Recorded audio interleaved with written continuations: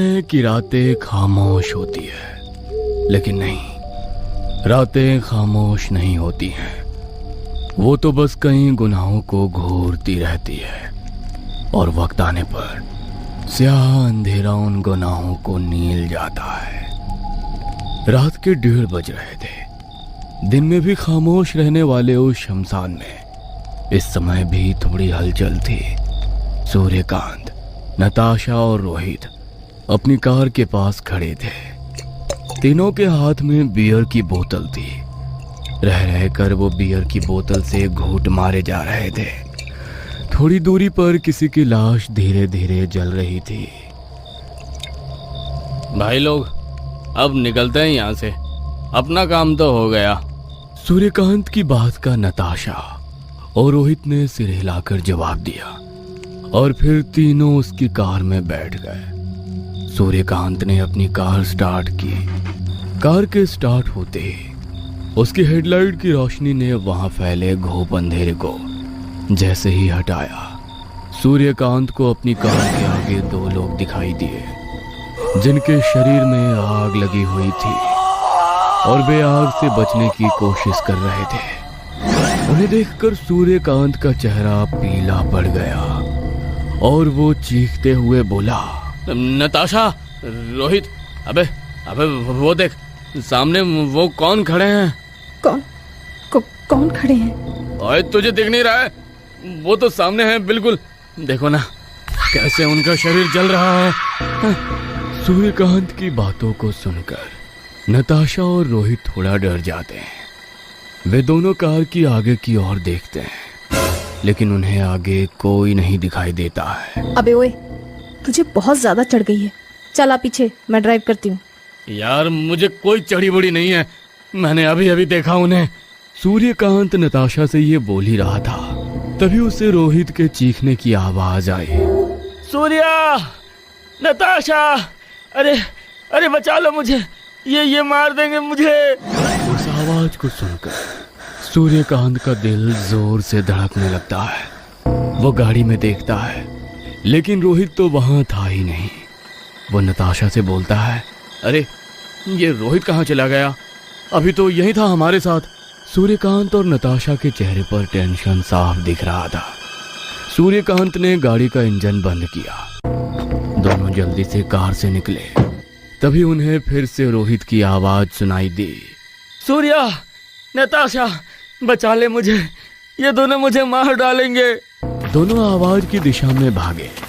थोड़ी दूर पर ही उन्होंने जो देखा, उसे देखकर दोनों के दिल की धड़कन तेज हो गई। हाथ पैर कांपने लगे। उन्होंने देखा कि रोहित चिता की लकड़ियों के साथ रस्सियों से बंधा हुआ है। वो उन रस्सियों से बार बार निकलने की कोशिश कर रहा है, लेकिन लाख कोशिशों के बावजूद भी वो निकल नहीं पा रहा है। दोनों उसे रस्सियों से निकालने के लिए आगे बढ़े, लेकिन तभी उन दोनों के पैरों को पकड़कर किसी ने खींच दिया। दोनों धड़ाम से नीचे गिर पड़े। कौन है? उसके बाद उनके सामने वो आया जिन्हें देखकर उनके मुंह से चीख निकल गई। एक 8 साल का बच्चा और उसके पिता, दोनों पूरी तरह जले हुए। सूर्या, ये तो वही है। ओ माय गॉश, ये कैसे हो सकता है? वे दोनों एक बार फिर से पूरा जोर लगाकर वहां से भागने की कोशिश करते हैं, लेकिन भाग नहीं पाते हैं। उसके बाद पिता और पुत्र की वो जोड़ी जोर जोर से हंसती है और उन्हें रस्सियों से बांधना शुरू कर देती है। छोड़ दो हमें, छोड़ दो, जाने दो, प्लीज हमें जाने दो। श्रवण और राजू टॉर्च लेकर शमशान में बातें करते हुए जा रहे हैं। राजू, तुम्हारी माँ कह रही थी कि तुम्हें शमशान में डर लगता है। डर उतना तो नहीं पिताजी, पर लगता तो है। अरे, हमारी जिंदगी तो उन्हीं मुर्दों के पास गुजरती है, उन्हीं लाशों के साथ यारी है हम चंडालों की। और हम ही नहीं होंगे तो मृतकों का क्रियाक्रम कैसे होगा? वैसे राजू, एक बात कहूँ? बोलिए ना पिताजी। इन मुर्दों से डरने की कोई जरूरत नहीं है। इनसे खतरनाक जीवित लोग होते हैं। श्रवण और राजू बातें करते हुए चले जा रहे थे।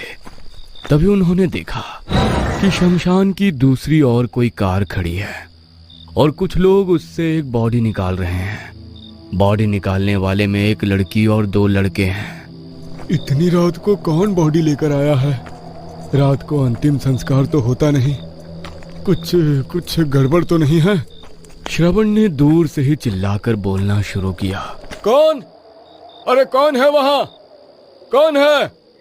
ये कहते हुए श्रवण अपने बेटे राजू के साथ उस ओर बढ़ा और जब वो वहां पहुंचा तो उसने देखा कि नताशा, रोहित और सूर्यकांत एक लड़की की डेड बॉडी को अपनी कार के डिक्की से बाहर निकाल रहे हैं। बहुत ही खूबसूरत थी वो लड़की।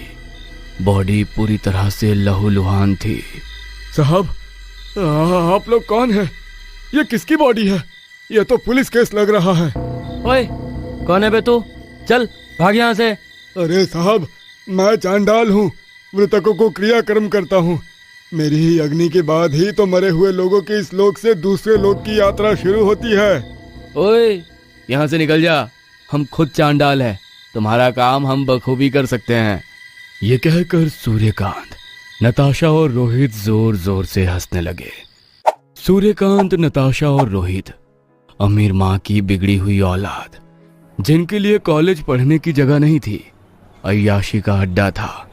वह हर गलत काम करते, चाहे नशा हो या नशेली पार्टियां या किसी के साथ सोना या किसी के भी जज्बात से खेलना और फिर उसे कुत्ते की दुत्कार देना तीनों की फितरत थी। जब वो मिले तीनों की फितरत थी।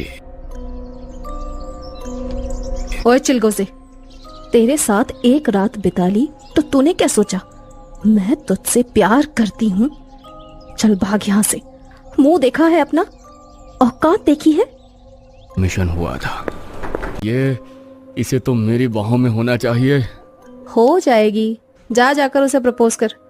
तेरे जैसे रिच लड़के को कौन छोड़ना चाहेगा? सूर्यकांत ने शालिनी को प्रपोज कर दिया। उसे लगा कि उसकी हैसियत देखकर शालिनी तुरंत मान जाएगी, लेकिन शालिनी ने इनकार कर दिया। आई एम सॉरी, मुझे आप में कोई इंटरेस्ट नहीं है। तुम्हें पता भी है तुम किसको मना कर रही हो? इस कॉलेज की अधिकतर लड़कियां मेरे एक इशारे पर मेरी बिस्तर पर होती हैं। ये किसका कैरेक्टर बता रहे हो आप? अपना या इस कॉलेज की लड़कियों का? बहुत बदतमीज हो। शुरुआत किसने की? शालिनी का इनकार सूर्यकांत के लिए किसी ऐसी हार की तरह था जिसका अंदाजा उसे बिल्कुल भी नहीं था। नताशा और रोहित को जब ये पता लगा कि शालिनी ने उसे मना कर दिया है तो अबे, उस 2 कौड़ी की लड़की की इतनी औकात, उसने तुझे मना कर दिया? चल उसे उठा लेते हैं। अबे पागल है क्या? गंदगी को उठाया नहीं जाता है, उसे कूड़े में डाल दिया जाता है। बस कूड़े को कब उसकी सही जगह पर डालना है, इसका प्लान बनाना होगा। सूर्यकांत के प्लान के अनुसार नताशा ने शालिनी से दोस्ती की, उसके करीब आई। हालांकि इसमें 6 महीने का समय लग गया, लेकिन ये 6 महीने का एक एक पल सूर्यकांत के लिए बहुत भारी था। आखिरकार वो दिन आ गया जिसके लिए सूर्यकांत लंबा इंतजार कर रहा था। वाह, I love you Natasha, I love you, you are my great friend. कल उस शालिनी को तुम्हारे बर्थडे का केक खिलाते हैं। नताशा ने शालिनी को अपने फेक बर्थडे पर इनवाइट किया था। शहर के बाहर एक फार्म हाउस में पार्टी ऑर्गेनाइज की गई थी। शालिनी बेचारी नताशा और सूर्यकांत के प्लान से अनजान थी। वो वहां पहुंच गई। Happy birthday Natasha, many happy returns of the day. Thank you my dear, thanks for coming. ओए, तुमने बुलाया और मैं नहीं आती?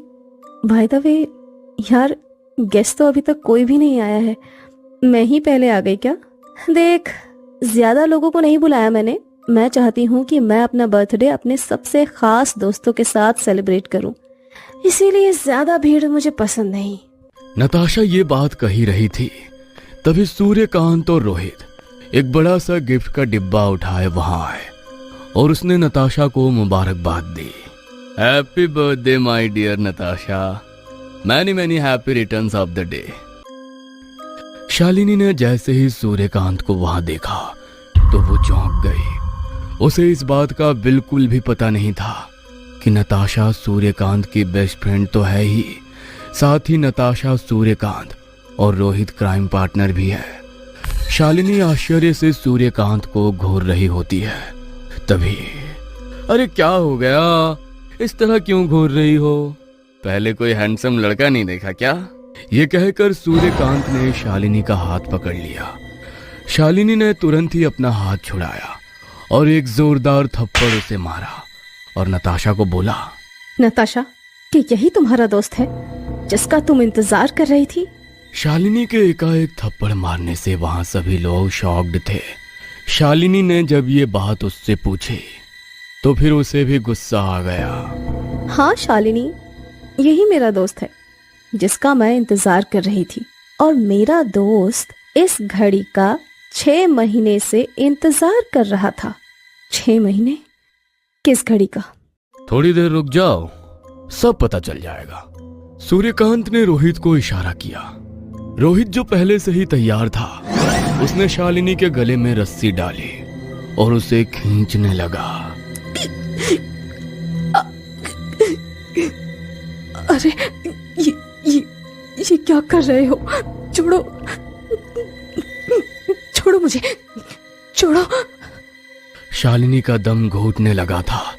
वो बार बार खुद को छुड़ाने की गुहार लगा रही थी, लेकिन रोहित धीरे धीरे कर फंदे का कसाव बढ़ाया जा रहा था। आखिरकार शालिनी बेहोश हो गई और जब उसे होश आया तो उसका सब कुछ खत्म हो चुका था।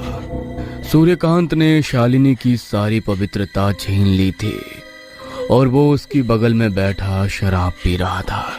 राक्षस, ये तूने क्या किया? मेरी जिंदगी खराब कर दी। कुछ भी कहो, मजा बहुत आया शालिनी, एक बार और करें क्या? ये कहकर वो किसी बहशी की तरह हंसने लगा। शालिनी को उसकी हंसी चुभ रही थी। उसने वहां पड़ी शराब की बोतल उठाई और उसके सिर पर वार करने की कोशिश की, लेकिन इसी बीच रोहित और नताशा वहां आ गए। उन्होंने सूर्यकांत को एक और खींच लिया। मैं छोड़ूंगी नहीं तुम लोगों को। पुलिस के पास जाऊंगी, सारी बातें उन्हें बताऊंगी। तुम लोगों को सारी जिंदगी जेल में चक्की नहीं पिसवाया तो मेरा नाम भी शालिनी नहीं। सारी जिंदगी जेल? मोहतरमा, जिंदगी बहुत अनमोल है, एक ही बार मिलती है। ये ऐश करने के लिए है, जेल में बिताने के लिए नहीं। ये कहकर उसने शराब की बोतल को जमीन पर पटका और शालिनी के पेट में भोंक दिया। शालिनी तड़पने लगी, वो जोर जोर से चीखने लगी।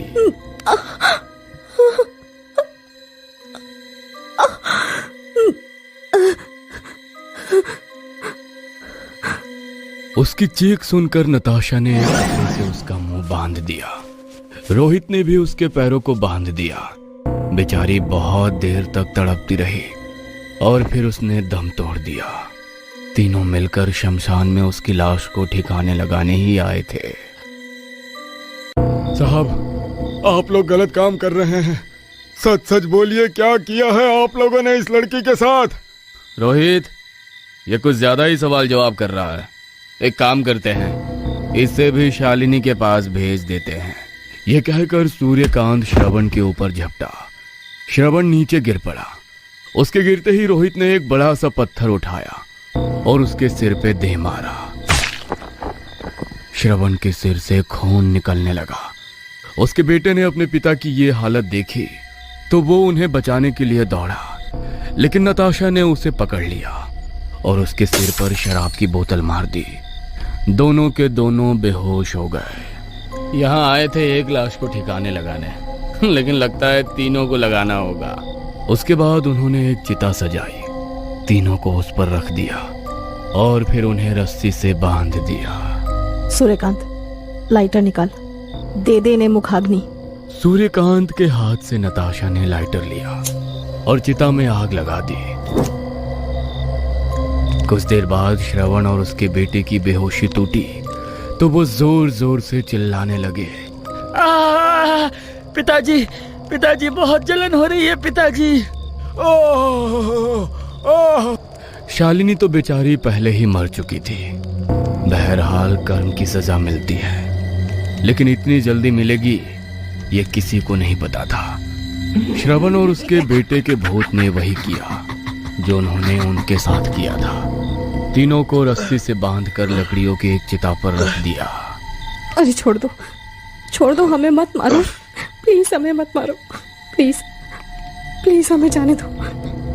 अरे हमें जाने दो, मत मारो हमें।